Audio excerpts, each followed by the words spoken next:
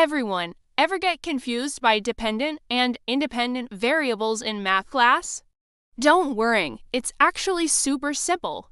Let's break it down with some fun examples. Imagine you're growing a plant. You get to decide how much water to give it each day, right? The amount of water you give is the independent variable.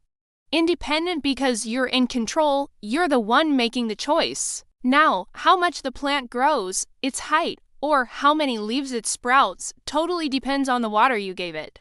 That makes the plant's growth the dependent variable, because it depends on how much water you give. Okay, and here's another one. Think about how much you eat for dinner. You decide if you're having 1 slice of pizza or 3.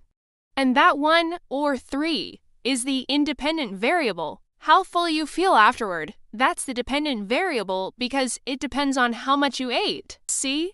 The independent variable is what you change, and the dependent variable is what you observe. Hope that helps. For more simple explanations, make sure to subscribe.